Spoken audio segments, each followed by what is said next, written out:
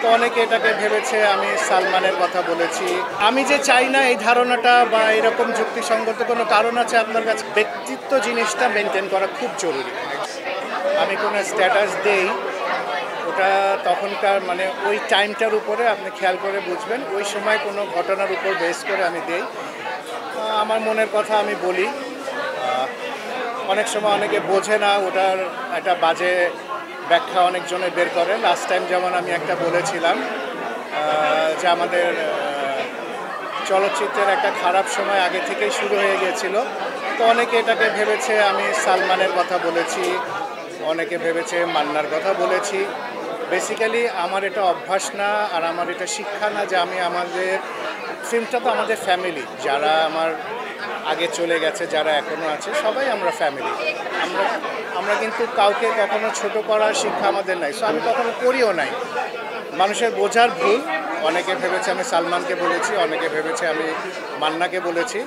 But আপনি যদি ভালো করে এটা আবার দেখেন, আমি কিন্তু কাউকে মিন করে বলিনি, আমি কিন্তু সময়টাকে মিন করেছি, কাউকে কোনো পার্সনকে মিন করিনি। পদ্মা সেতু, মেট্রো রেল এবং এলিভেটেড এক্সপ্রেসওয়ে নির্মাণের গর্বিত অংশীদার বসুন্ধরা সিমেন্ট। তাহলে আমি যে চাই না এই ধারণাটা বা এরকম যুক্তিসঙ্গত কোনো কারণ আছে আপনার কাছে এটা বাবার? কোশ্চেনটা আমাকে উত্তর দেন। আপনি বললেন যে আপনি চান, আপনি যদি চান, আমার না চাওয়ার কোনো যুক্তিসঙ্গত কারণ আছে কিনা বলেন আপনি। সিম্পল আনসার তো আপনিই দিলেন। আমি আমার পার্সোনাল ইমোশন, আমার নীতি, আমার মানে আদর্শ আমি কিন্তু ফেসবুকে সবসময় শেয়ার করি না, বিকজ আমি মেনটেন করি, একটা স্ট্যান্ডার্ড মেনটেন করি। অনেক সময় হয়তো পারিপার্শ্বিক অবস্থার জন্য আমরা স্ট্যান্ডার্ডটাকে নিচেও যাই, বাট তারপরে একটা লেভেল মেনটেন করি, ওর নিচে কখনো আমি যাই না।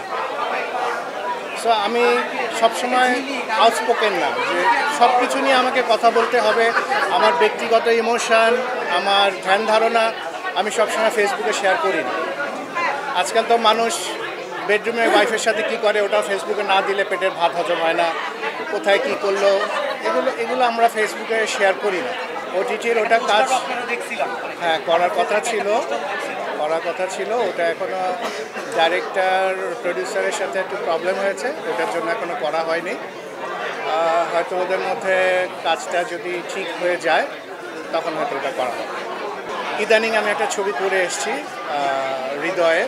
বিদায় নাম ছবিটা, আউটডোর শেষ করে এসেছি, আর একটা আউটডোর আছে, করার পর ছবিটা শেষ হয়ে যাবে। আশা করছি ভালো কিছু হবে। আরেকটা জিনিস আমি যেটা বুঝি, যেটা বিশ্বাস করি, আমি বাকি শিল্পীদেরকেও বলবো, আমার যারা কলিগ আছে, যারা কাজ করে, ইদানিং যারা কাজ করছে, নতুন আসছে, ব্যক্তিত্ব জিনিসটা মেনটেন করা খুব জরুরি। একজন শিল্পীর পক্ষে তার ব্যক্তিত্বটা মেনটেন করা, সামাজিক অবস্থানের প্রতি সচেতন থাকা একটা ভালো শিল্পী হওয়ার প্রথম শর্ত।